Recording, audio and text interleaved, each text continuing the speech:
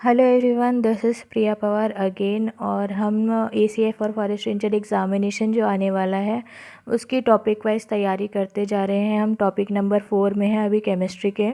Topic number 4 जो है वो है some important chemical compounds and its uses.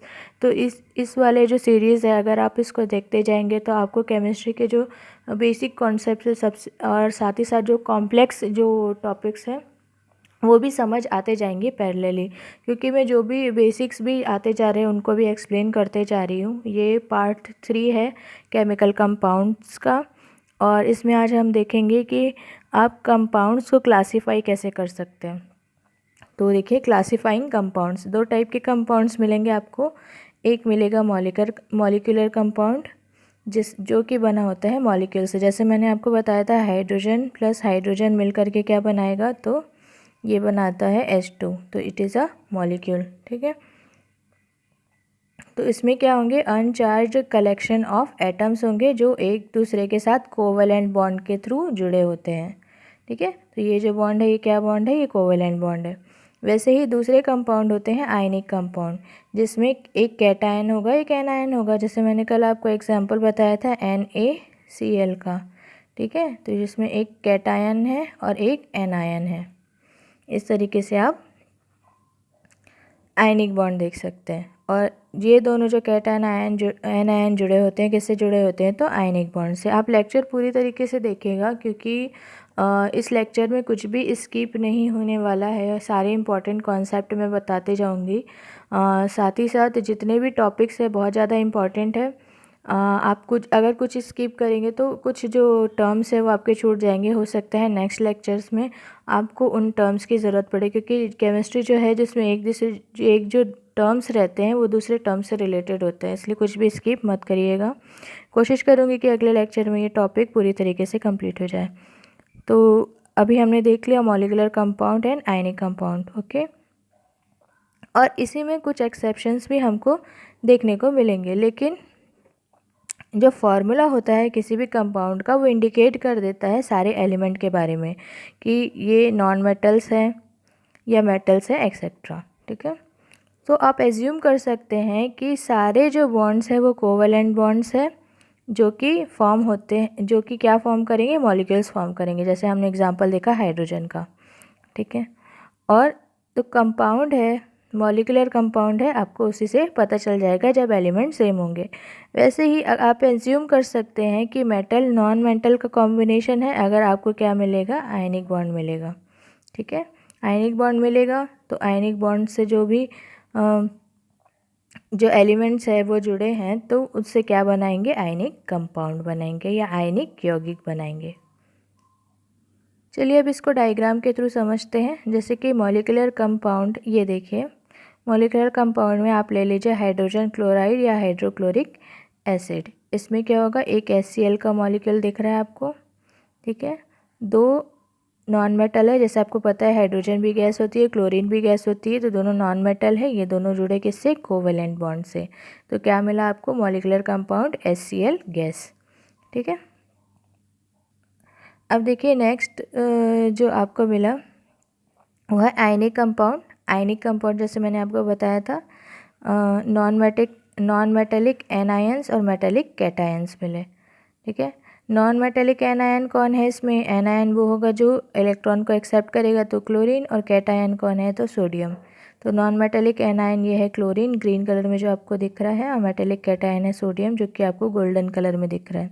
तो इस तरीके से आपको क्या मिलेगा, सोडियम क्लोराइड, जो कि सॉलिड फॉर्म में है।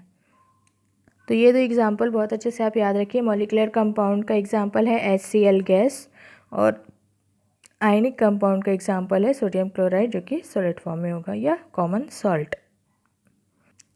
अब हम जो अभी सिलेबस देख रहे हैं ACF का, उसमें वाटर के स्ट्रक्चर के बारे में भी पूछा है। तो वाटर के स्ट्रक्चर बहुत ज़्यादा इम्पॉर्टेंट है, क्योंकि जैसे ही आप देखते हैं, आप सॉफ्ट ड्रिंक की जैसी बॉटल ओपन करेंगे उसमें से बबल्स आने लगते हैं।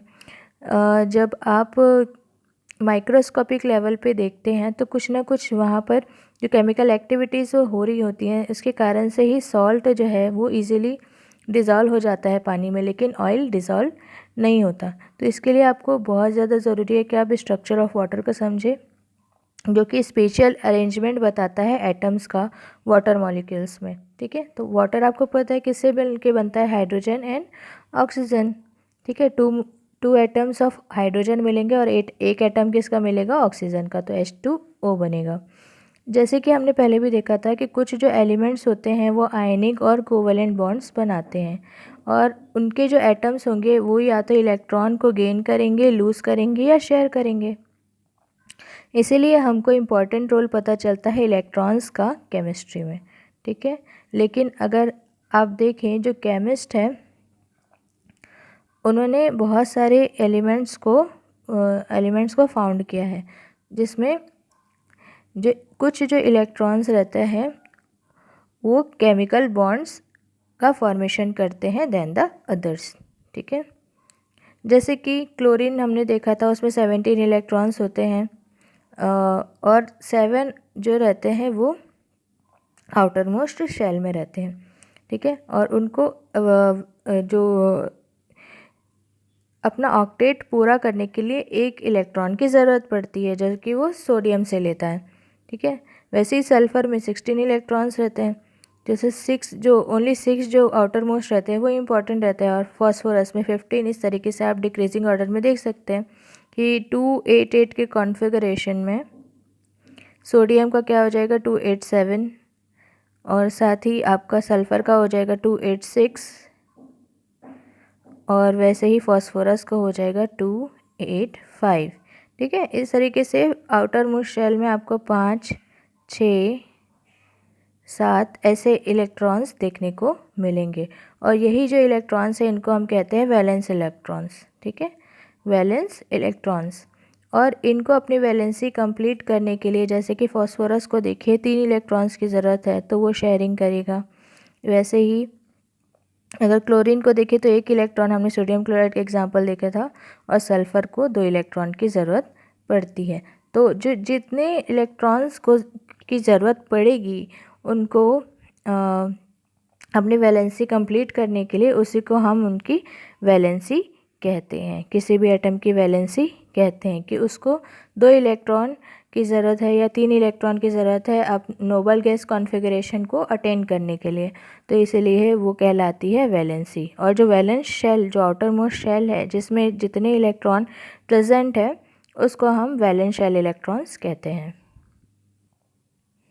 तो मैंने जैसे कि अभी आपको बताया कि नोबल गैस कॉन्फ़िगरेशन को अटेंड करने के लिए कुछ इलेक्ट्रॉन्स की हर एलिमेंट को ज़रूरत पड़ती है, जो कि कहाँ पर होते हैं, ग्रुप ए में होते हैं। ठीक है, जैसे कि फ्लोरीन, क्लोरीन, ब्रोमीन, आयोडीन। ठीक है, ये 7A ग्रुप के हैं, आपको पता है, जैसे पीरियोडिक टेबल जब आप पढ़ेंगे तो ए ग्रुप में कौन कौन होते हैं, फ्लोरीन, क्लोरीन, ब्रोमीन और आयोडीन। ठीक है, इनके जो आउटर मोस्ट शेल है उसमें 7 वैलेंस इलेक्ट्रॉन्स पाए जाते हैं। ठीक है, और 6A में क्या रहेंगे, ऑक्सीजन, सल्फ़र, सिरिलियम। ठीक है, इन सब में 6 इलेक्ट्रॉन्स पाए जाएंगे। 5A में जैसे नाइट्रोजन और आपको फॉस्फोरस मिल गया, इनके में 5, और कार्बन ग्रुप में जो कि 4A ग्रुप में पाए जाते हैं, उसमें क्या मिलेंगे, 4 वैलेंस इलेक्ट्रॉन मिलेंगे। अगर मोर प्रिसाइजली इसका डेफिनेशन देखें वैलेंस इलेक्ट्रॉन का, तो ये आपको एक्सप्लेन करता है कि क्यों क्लोरीन में 7 होता है, सल्फ़र में 6 एंड सो ऑन, ऐसे और घटते हुए क्रम में आपको दिखाई देता है जब आप पीरियोडिक टेबल देखेंगे।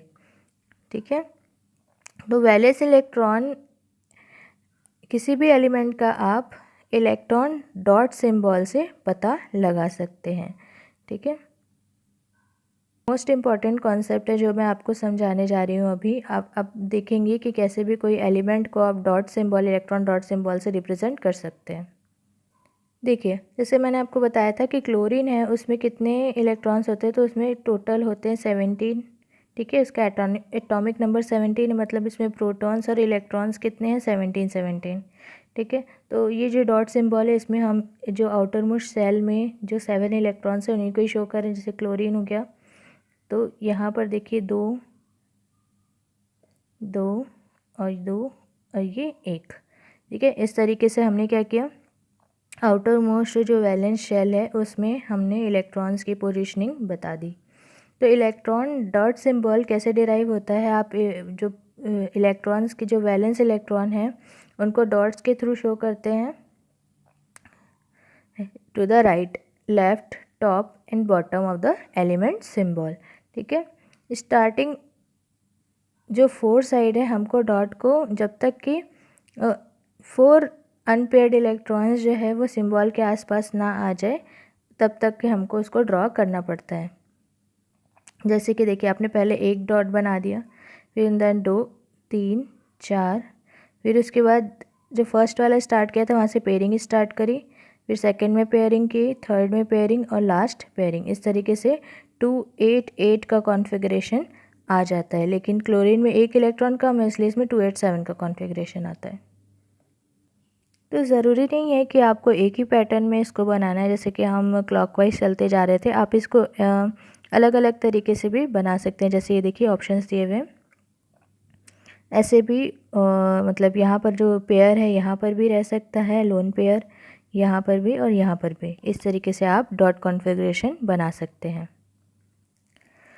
अब इसमें जो 8 वैलेंस इलेक्ट्रॉन्स रहते हैं उसमें एक स्पेशलिटी भी आपको देखने को मिलेगी। इसी को ही हम कहते हैं ऑक्टेट ऑफ इलेक्ट्रॉन्स। ठीक है, नोबल गैसेस कहाँ मिलते हैं हमको? ग्रुप 8A में मिलते हैं, जिनके ऑक्टेट में जो इलेक्ट्रॉन्स रहते हैं वो कंप्लीट रहते हैं। उसमें एक्सेप्शन है हीलियम, जिसमें 2 इलेक्ट्रॉन्स रहते हैं टोटल। जैसे हीलियम को आपको पता है उसका एटॉमिक नंबर क्या है? 2। तो हीलियम में 2 ही इलेक्ट्रॉन्स रहते हैं और वो इतने स्टेबल हैं कि वो रेयरली केमिकल बॉन्ड्स बनाते हैं अदर एटम से। तो आपको पता है जैसे नोबल गैस को हम अक्रिय गैस भी कहते हैं, तो इसलिए ये रिएक्टिव नहीं होती हैं। जैसे कि नियॉन, आर्गॉन, क्रिप्टॉन और जेनॉन। ठीक है, ये सारे जो एलिमेंट्स हैं इनके जो आउटर मोस्ट शेल है उनके इलेक्ट्रॉन्स का कॉन्फ़िगरेशन डॉट फॉर्म में दिया हुआ है। ऐसे एटम्स जो कि नोबल गैस एटम्स नहीं हैं, ठीक है, नोबल गैस एटम्स नहीं हैं, जब वो बॉन्ड फॉर्म करेंगे तो उनके जो आउटर मोस्ट शेल है 8 इलेक्ट्रॉन्स उसमें टोटल होने चाहिए। ठीक है, उसको नोबल गैस कॉन्फ़िगरेशन अटेंड करने के लिए उनको 8 इलेक्ट्रॉन्स अपने आउटर मोस्ट शेल में होने ज़रूरी होते हैं। जैसे कि एग्जांपल देखिए, अनपेयर्ड इलेक्ट्रॉन अगर क्लोरीन एटम में आप देखेंगे, ये देखिए, ऐसे ही दो जो क्लोरीन एटम एक दूसरे के साथ कंबाइन हुए और क्लोरीन मॉलिक्यूल बनाए। अब इनका जो स्टेबिलिटी है इस दोनों एटम्स की, ये अटेंड कर लेंगे और बॉन्ड फॉर्मेशन होगा। अब अनदर मोस्ट इम्पॉर्टेंट कॉन्सेप्ट है, आपको इसको याद रखना है। अगर आप डिपिक्ट कर रहे हैं एक मॉलिक्यूल को, ठीक है, और उसको रिप्रेजेंट कर रहे हैं उसके सिंबल से, और डॉट से रिप्रेजेंट कर रहे हैं उनको, डॉट से रिप्रेजेंट कर रहे हैं उनके वैलेंस इलेक्ट्रॉन को, इसी स्ट्रक्चर को हम लुईस स्ट्रक्चर बोलते हैं। ठीक है, इसी स्ट्रक्चर को हम लुईस स्ट्रक्चर बोलते हैं। कोवैलेंट बॉन्ड्स यूजुअली रिप्रेजेंट करते हैं हम लाइन से। देखिए यहाँ पर आपको देखने को मिल रहा है एक लाइन से आप कोवैलेंट बॉन्ड शो कर रहे हैं लुईस स्ट्रक्चर में। और लुईस स्ट्रक्चर क्लोरीन मॉलिक्यूल का 2 फॉर्म में आप देख सकते हैं। देखिए, जैसे कि आपने डॉट स्ट्रक्चर बता दिए, यहाँ पर कोई भी लाइन आप स्ट्रेट लाइन, हॉरिजॉन्टल लाइन नहीं खींच रहे हैं, तो आप इसको डॉट के फॉर्म में बता सकते हैं या आप लाइन के फॉर्म में बता सकते हैं। जो non bonding pair of electron है उन्हीं को हम लोन पेयर कहते हैं। ठीक है, नॉन बॉन्डिंग है उनको हम लोन पेयर कहते हैं। तो क्लोरीन एटम, जो क्लोरीन मॉलिक्यूल बना उसमें एक कोवैलेंट बॉन्ड बने और 3 लोन पेयर। लोन पेयर देखिए किसको बोल रहे हैं हम, जैसे एक क्लोरीन हमने बनाया, ठीक है, यहाँ पर ये इलेक्ट्रॉन, ये इलेक्ट्रॉन, ये इलेक्ट्रॉन, ये तीनों जो है ये सारे लोन पेयर्स है, और जो बॉन्ड बन रहा है वो लोन पेयर में नहीं आता। ठीक है, ऐसे इलेक्ट्रॉन्स जो कि बॉन्ड फॉर्मेशन में पार्टिसिपेट नहीं कर रहे हैं वो होंगे लोन पेयर। तो आपको बहुत सारे कॉन्सेप्ट अब समझ में आ गए होंगे कि लुईस स्ट्रक्चर क्या होता है। साथ ही लुईस स्ट्रक्चर को आप 2 तरीके से रिप्रेजेंट कर सकते हैं, या तो डॉट फॉर्म में या बॉन्ड फॉर्म में, और उसमें लोन पेयर क्या होता है। ठीक है, HCl का स्ट्रक्चर ये देखिए, इसमें एक हाइड्रोजन एटम हुआ, एक क्लोरीन एटम, दोनों एक साथ मिले। ठीक है, तो इसको लुईस स्ट्रक्चर में आप इस तरीके से शो कर सकते हैं। क्लोरीन के जैसे ही अदर जो 7 है ग्रुप में आपको, जैसे ब्रोमीन, आयोडीन, फ्लोरीन, ये सब है, इनको भी आप डॉट स्ट्रक्चर में शो कर सकते हैं और अनपेयर्ड डॉट को आप प्लेस कर सकते हैं कहीं पर भी, ठीक है, उस सिंबल के आसपास कहीं पर भी जो अनपेयर्ड है या जो बचा हुआ है जिसकी कोई पेयरिंग नहीं हुई है, तो उसको आप कहीं पर भी रिप्रेजेंट कर सकते हैं, जैसे यहाँ पर किया हुआ है। जैसे कि आप देखिए, अभी जो भी ग्रुप 7A के एलिमेंट्स हैं उनको नोबल गैस कॉन्फ़िगरेशन अटेन करने के लिए एक इलेक्ट्रॉन की ज़रूरत होती है, इसलिए ये हाइड्रोजन के साथ इजीली कंबाइन हो सकते हैं, इसलिए फ्लोरीन हाइड्रोजन के साथ कंबाइन हो सकता है, तो क्या बनेगा, हाइड्रोजन फ्लोराइड। ब्रोमीन हो सकता है तो हाइड्रोजन ब्रोमाइड, और आयोडीन भी हो सकता है तो हाइड्रोजन आयोडाइड बनेगा, ठीक है। तो यही सारा क्या बता रहा है आपको, Lewis structure of hydrogen fluoride, hydrogen bromide and hydrogen iodide, ठीक है। नॉन मेटेलिक एलिमेंट जो कि ग्रुप 6A में है, उनको भी आप ऐसे 6 वैलेंस इलेक्ट्रॉन्स को शो कर सकते हैं। तो ये दो तरफ से बॉन्ड बनाएंगे, जैसे आपको पता है H2O हम बनाते हैं तो ऐसे बनता है, ठीक है, 2 हाइड्रोजन की ज़रूरत होती है, दोनों साइड में आपको दिख रहे हैं, तो इसी तरीके से H2O बनेगा, हाइड्रोजन फ्लोराइड बन सकता है, हाइड्रोजन सल्फाइड, ठीक है, इस तरीके से आप देख सकते हैं। ये देखिए, जैसे मैंने अभी एग्जांपल बताया था आपको, H2O अगर बनाना है तो दो साइड से आपको इलेक्ट्रॉन्स की शेयरिंग करनी पड़ेगी, तो ये आप यहाँ पर देख सकते हैं, ये हाइड्रोजन सल्फाइड देख सकते हैं। और नाइट्रोजन और फॉस्फोरस है, नाइट्रोजन जैसे आपको पता है उसका एटॉमिक नंबर होता है 7, तो आउटर मोस्ट में कितने होंगे, 2 और 5, पहले शेल में 2 इलेक्ट्रॉन्स, दूसरे में 5 इलेक्ट्रॉन्स। वैसे ही फॉस्फोरस का होता है 15, तो 2, 8, 5, आउटर मोस्ट में आया 5, तो इस तरीके से आप इसको शो कर सकते हैं। साथ ही इनके में अगर इनको पेयरिंग करनी है तो 3 साइड से पेयरिंग करनी पड़ेगी, क्योंकि 3 जो इलेक्ट्रॉन्स हैं उनके पेयर्स नहीं हैं। तो बहुत इम्पॉर्टेंट कॉन्सेप्ट है, आप लेक्चर को बिल्कुल भी स्किप मत करिएगा, क्योंकि इसी तरीके से आपको कैसे अलग अलग जो कंपाउंड है या मॉलिक्यूल फॉर्मेशन है, ये सारा कुछ आपको पता लगते जाएगा कि किसी भी जो भी मॉलिक्यूल है उसका स्ट्रक्चर वैसा क्यों होता है, क्योंकि सारा कुछ डिपेंड होता है आउटर मोस्ट जितने भी इलेक्ट्रॉन प्रेजेंट है उसके कारण से। तो देखिए, जैसे नाइट्रोजन और फॉस्फोरस, ठीक है, इन तीनों में 3 जो इलेक्ट्रॉन्स थे उनकी पेयरिंग नहीं थी, इसलिए यहाँ पर हाइड्रोजन जुड़ गया और यहाँ पर फॉस्फोरस ट्राइक्लोराइड बना, क्योंकि 3 साइड से क्लोरीन के पेयरिंग हो गई फॉस्फोरस के साथ में, इसलिए PCl3 ये बहुत इंपॉर्टेंट है, पेस्टिसाइड्स में यूज़ होता है, साथ ही गैसोलीन एडिटिव्स में भी यूज़ होता है फॉस्फोरस ट्राइक्लोराइड। चलिए अब देख लेते हैं carbon, most important non metal. इसमें देखिए, कार्बन ग्रुप 4A में होता है, 4A में होता है इलेक्ट्रॉन डॉट स्ट्रक्चर जब शो करेंगे तो चार तरफ इसके जो इलेक्ट्रॉन्स रहेंगे, जैसे कि कार्बन का एटॉमिक नंबर होता है 6, इसको जब आप रिप्रेजेंट करेंगे तो 2 और 4 से करेंगे, तो 4 जो है ऐसे इलेक्ट्रॉन्स है जिनकी कोई पेयरिंग नहीं है, तो 4 तरफ से ये दूसरे जो एटम है से कंबाइन हो सकता है। वैसे ही बनता है मीथेन, फिर अगर 2 कार्बन जुड़े तो यहाँ इथेन C2H6, और फिर यहाँ पर बनेगा प्रोपेन जिसमें C3H8, ठीक है। इस तरीके से कार्बन जो है खुद के एटम से भी मिलकर के कोवैलेंट बॉन्ड बनाता है, साथ ही दूसरे एटम से कंबाइंड होकर भी कोवैलेंट बॉन्ड बनाता है। इसी तरह वेब ऑफ मॉलिक्यूल्स बनते जाते हैं, जैसे कि आपको डायग्राम में दिख रहा है। अब आपको अगर पूछा जाए कि लिक्विड पेट्रोलियम गैस है, LPG जो हम कहते हैं, जो घर पे हम यूज़ करते हैं, तो वो किससे बना होता है, तो ये काफ़ी कॉमन क्वेश्चन है, GS में आ सकता है। तो इसमें 2 तरह के हाइड्रोकार्बन्स होंगे, हाइड्रोकार्बन्स उनको कहते हैं जिसमें कार्बन और हाइड्रोजन दोनों एटम्स प्रेजेंट रहते हैं। तो 2 टाइप के हाइड्रोकार्बन से LPG बनता है, पहला है प्रोपेन, दूसरा है ब्यूटेन। प्रोपेन मैंने अभी आपको बताया था 3CH8, वैसे ही ब्यूटेन होता है जिसमें कार्बन एटम्स होंगे 4 और हाइड्रोजन एटम्स होंगे 10। तो ये लिक्विफाइड पेट्रोलियम गैस या LPG में मिलता है, that is propane and butane. चलिए, जो मैंने अभी आपको डॉट स्ट्रक्चर बताया था उसको समराइज कर देते हैं। ग्रुप 4A में 4 वैलेंस इलेक्ट्रॉन्स रहेंगे, इसको हम 4 बॉन्ड बनेंगे इसमें फिर, और कोई भी लोन पेयर नहीं मिलेगा। लोन पेयर क्या होते थे? जो कि बॉन्ड फॉर्मेशन में पार्टिसिपेट नहीं करते थे, इसलिए कोई भी लोन पेयर नहीं मिल रहा है। और 4 बॉन्ड बनेंगे, जैसे कि कार्बन इसका एग्जाम्पल है। ग्रुप 5A में 5 वैलेंस इलेक्ट्रॉन होंगे, जैसे मैंने आपको बताया था नाइट्रोजन और फॉस्फोरस, ठीक है। तो एक लोन पेयर मिलेगा इसमें आपको और 4 बॉन्ड बनेंगे, 3 बॉन्ड बनेंगे।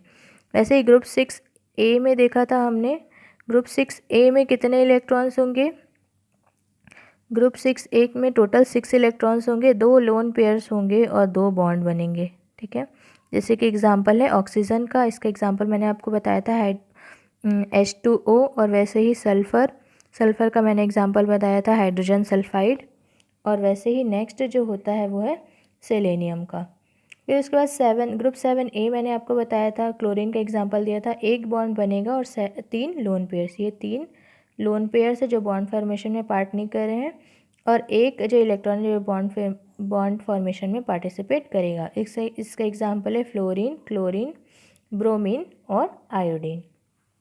तो इस तरीके से जो आज हमने पढ़ा उसका समरी हो गया। आप ये पूरा लेक्चर देखिए और पूरी तरीके से आपको कॉन्सेप्ट आई होप कि समझ आ जाएगा। जो भी डाउट हुआ वो आप मुझे कमेंट सेक्शन में पूछ सकते हैं। साथ ही साथ मेरे चैनल को सब्सक्राइब, लाइक कर सकते हैं और शेयर भी कर सकते हैं अपने फ्रेंड्स एंड फैमिलीज़ के साथ में, ताकि अगर आप चाहते हैं कि मैं और भी ज़्यादा एजुकेशनल वीडियोस बनाऊं या केमिस्ट्री से रिगार्डिंग वीडियोस बनाऊं, तो आप मुझे कमेंट सेक्शन में बता सकते हैं। और ज़रूर बताइए क्या कमेंट सेक्शन में कि आपको ये लेक्चर कैसा लगा।